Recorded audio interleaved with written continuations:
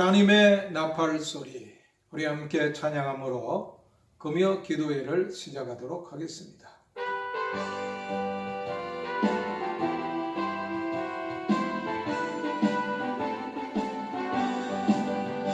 하나님의 나팔 소리 전대 된동할 때에 예수 영광 중에 구름 다치고 천사들은 세계 만국 모든 곳에 보내요 의원 얻을 성도들을 모으리.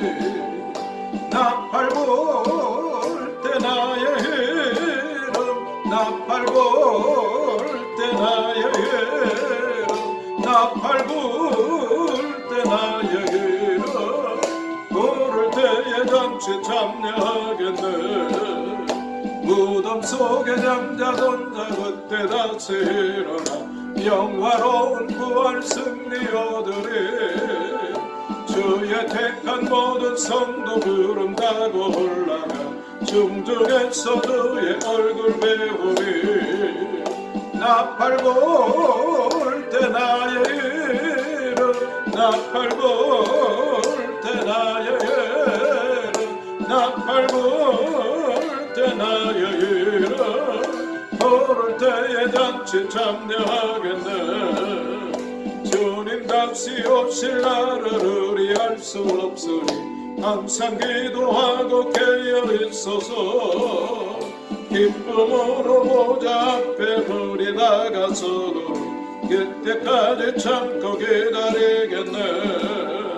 나팔 불 때 나의 이름, 나팔 불 때 나의 이름, 나팔 불 때 나의 이름, 부를 때에 잔치 참여하겠네.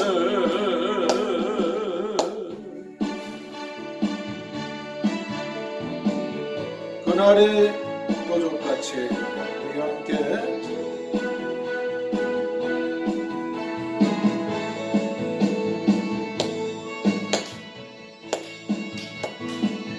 이를 줘 너희는 모르느냐.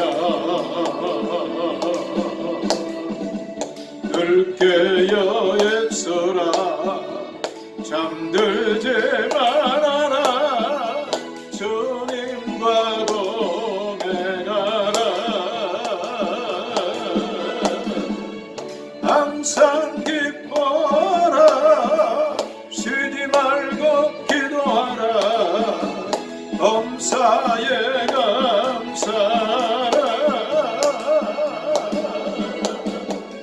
이는 예수 안에서 너희에게 향하신 하나님 뜻이니라. 평강의 하나님이 너희를 거룩하게 하시고 온몸과 영혼이 주 오실 그날에 너먹게 원하노라. 항상 기뻐하라. 쉬지 말고 기도하라. 범사에 감사하라.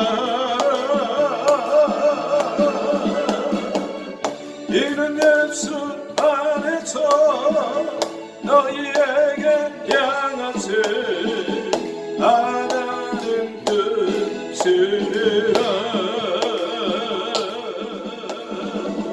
그날이 도적같이 해를 줘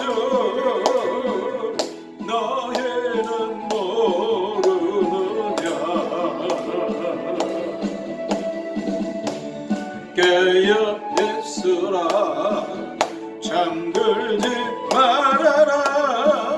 주님과 동행하라. 항상 기뻐하라. 쉬지 말고 기도하라. 범사에 감사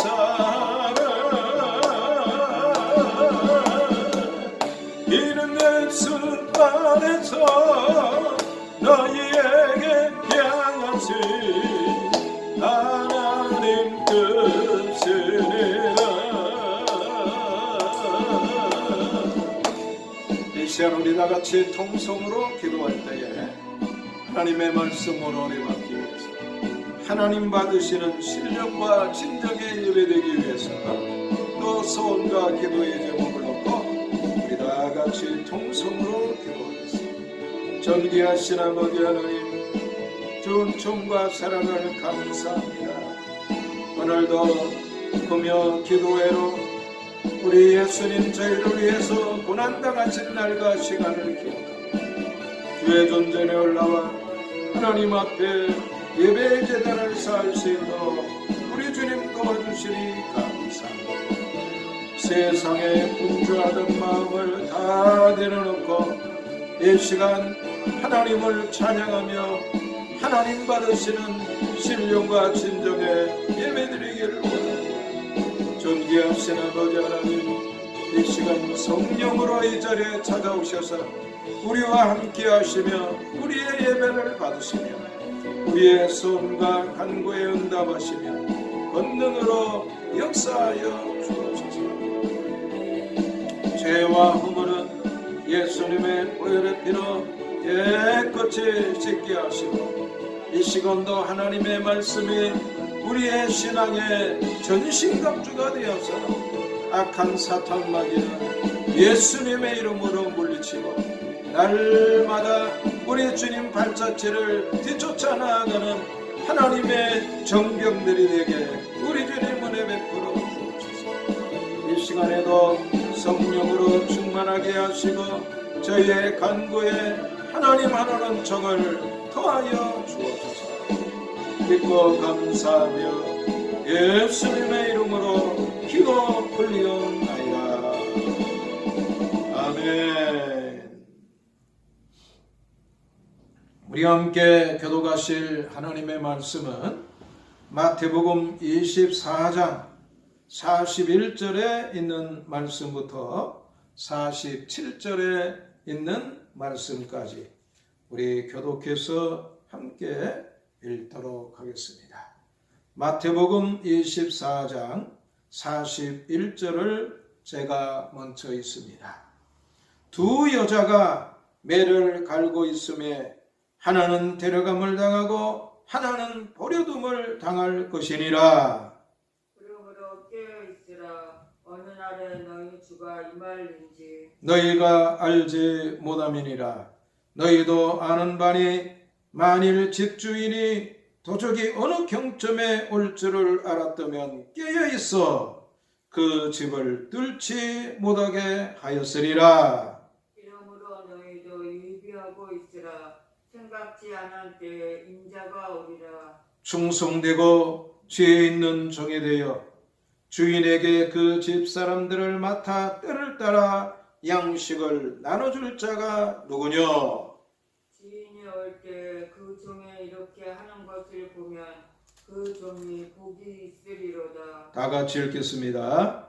내가 진실로 너희에게 이르노니 주인이 그 모든 소유를 저희에게 맡기리라. 아멘. 할렐루야. 아멘. 오늘도 주 안에서 평안하셨습니까?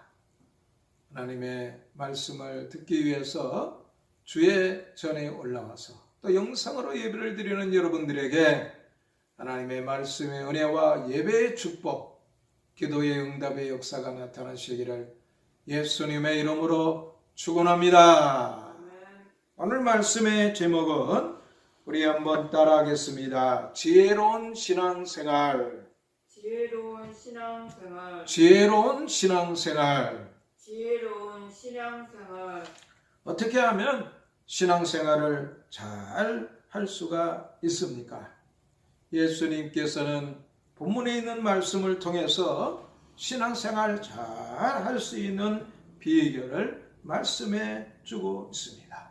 오늘 말씀을 들으며 지혜로운 자가 되어 신앙생활에 성공하고 또 하나님의 귀한 은혜에 참여하는 여러분들과 제가 되어야 될 줄 믿습니다. 읽지 않았지만은 32절부터 40절까지 있는 말씀에 보면은 지혜로운 신앙생활하는 비결이 거기에도 나와 있어요. 무화과 나무의 비유를 배우라. 가지가 연하여지고 잎사귀를 내면 여름이 가까운 줄을 아나니. 오늘도 운동을 갔다 오다가 뚝섬 체육공원에 잎은 다 떨어진 그러한 나무지만 그 나무를 자세히 보니까 그 나무가 봄이 올 준비를 벌써 하고 있어요. 이제 얼마 안 있으면 싹이 틀러고 거기에 이제 싹들이 다 준비되어 있는 그러한 모습을 보게 돼요. 그런 것을 보면서 얼음이 얼고 날이 춥지만 결국 봄은 오고야 마는구나. 우리가 시절을 아는 것처럼 하나님의 때가 가까운 줄을 아는 것이 지혜 있는 신앙생활인 것을 우리에게 말씀해 주고 있습니다. 그와 같이 너희도 모든 일을 보거든 인자가 가까이 곧 문 앞에 이른 줄을 알라. 그러나 그날과 그 때는 아무도 모르나니 하늘의 천사도 아들도 모르고 오직 아버지만 아시나니라. 노아 때에 같이 인자의 임함도 그러하니라. 홍수전에 노아가 방주에 들어가던 날까지 사람들이 먹고 마시고 장가들고 실 갖고 있으면서 홍수가 나서 저희를 다 멸하기까지 깨닫지 못하였으니 인자의 임함도 이와 같으니라. 그러나 성도는 하나님께서 주신 말씀으로 지혜로워서 시대를 분별하고 주님이 오실 날이 가까웠구나 하고 정신을 차리고 신앙생활하는 것, 이게 바로 지혜로운 신앙생활인 것입니다. 41절에 있는 말씀에 보면 깨어 있어야 생명을 지킬 수 있다. 여기 깨어 있다는 말은 헬라어로 그레고레오인데 파수꾼을 세울 때 사용하는 단어입니다. 두 여자가 매를 갈고 있음에 하나는 데려감을 당하고 하나는 버려둠을 당할 것이니라. 똑같이 일하고 똑같은 장소에 있었는데 어떻게 이런 일이 있을 수가 있습니까? 깨어있는 자와 그렇지 못한 자의 모습입니다. 열처녀의 비유에도 보면 열처녀가 다 같은 자리에서 신랑을 맞으려고 준비를 하고 있습니다. 지혜로운 처녀들이 육신으로 깨어 있어서 신랑을 맞으러 나간 것이 아닙니다. 다 졸며 잘세 신랑이로다 하는 소리가 들립니다. 그랬더니 지혜로운 처녀만 깨어가지고 나간 게 아니라 미련한 처녀도 다 깨어 일어났어. 그런데 오랫동안 등을 켜고 있었기 때문에 이제 기름이 다 없어져서 가물가물 이제 꺼져가려고 해요. 지혜로운 처녀는 따로 예비로 기름을 준비했기 때문에 그거를 그 등불에다 부어놓으니까 다시 불이 살아나서 들고 나가려고 합니다. 그런데 미련한 처녀는 신랑이 금방 오겠지 뭐 그렇게 하고 기름을 준비하지 않았기 때문에 그만 기름을 파는 사람들에게 갔다 오는 동안에 신랑이 와가지고 문은 닫혔고 다소 처녀는 그 혼인잔치에 들어가고 싶었지만 들어갈 수가 없었다는 거예요. 깨어 있어야 생명을 지킬 수가 있습니다. 오늘 여기 본문에 있는 말씀에도 보니까 어떤 집주인이 도적이 어느 경점에 오는 줄을 알면은 깨어 있어가지고 자기의 생명도 재산도 지킬 수 있다고 그렇게 말하고 있는 것을 볼 수가 있습니다. 43절에 너희도 아는 바니 만일 집주인이 도둑이 어느 시각에 올 줄 알았다면 깨어 있어 그 집을 뚫지 못하게 하였으리라. 깨어 있어야 생명도 재산도 지킬 수가 있습니다. 깨어있는 방법이 무엇입니까? 하나님의 말씀을 마음에 두고 그 말씀을 기억하며 사는 것입니다. 그 말씀 가운데서 항상 마음이 머물러 있을 때에 깨어 있게 되는 것입니다. 오늘 말씀을 듣는 성도 여러분, 세상에서 우리가 살고 있지만 우리는 천국 시민이니 우리 주님이 오실 때 이 세상에 있던 모든 것 미련 없이 다 버리고 우리 주님의 영광의 나라에 들어갈 준비를 하면서 아브라함처럼 이삭처럼 야곱처럼 나그네의 인생의 삶을 사는 깨어있는 여러분들 다 돼서 신앙의 생명도 지키고 또 육신의 삶도 아름답게 유지하는 여러분과 제가 되어야 될 줄 믿습니다. 두 번째로 44절을 보면은 미리 준비하는 것이 깨어있는 거예요. 인생에도 준비가 필요 없을 때는 없습니다. 그런데 준비된 인생과 준비 안 된 인생은 하늘과 땅같이 큰 차이가 있는 것입니다. 마찬가지로 하나님께서 우리에게 말씀을 주시고 신앙생활하게 하신 것은 영원한 장래, 내세를 위해서 미리 준비시키는 것입니다. 예수님의 재림도 마찬가지입니다. 그런데 학교 가는 아이가 준비하고 결혼하려는 이제 청년들이 결혼을 준비하고 취업을 준비하고 다 그 시기가 있는데 재림은 시기가 없어요. 36절에 그날과 그때는 아무도 모르나니 하늘의 천사도 아들도 모르고 오직 아버지만 아시느니라. 만약에 그날과 그 시기가 정해져 있다면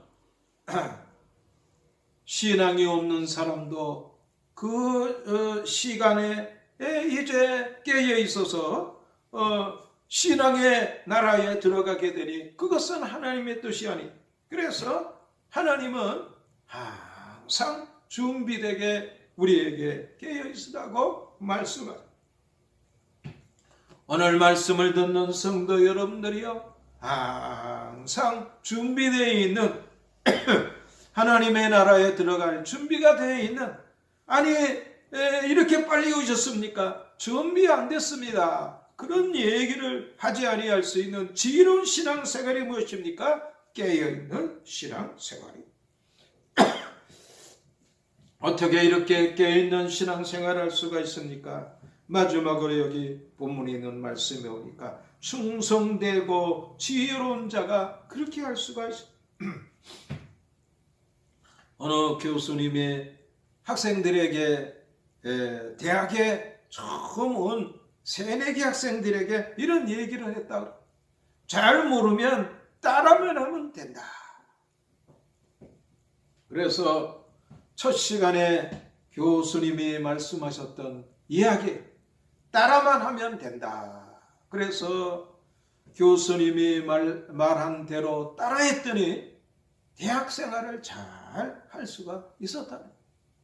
그런데 약삭빠른 학생들은 교수님의 말이 있어도 자기 생각대로 하다 보니까 좋은 결과를 얻지 못했다는. 신앙생활도 하나님께서 우리에게 주신 이 말씀, 하나님이 우리에게 세상에서 살면서 지켜야 할 이 말씀을 하나님께 충성되어 그 말씀대로 사는,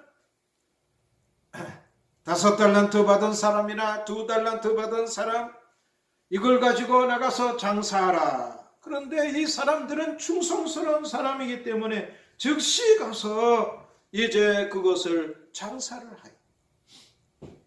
마태복음 25장 14절부터 30절까지 있는 말씀에 보면 5달란트, 2달란트 받아 그같이 하여 5달란트 받았던 사람처럼 바로 가서 그것을 장사했더니 2달란트를 남겼다.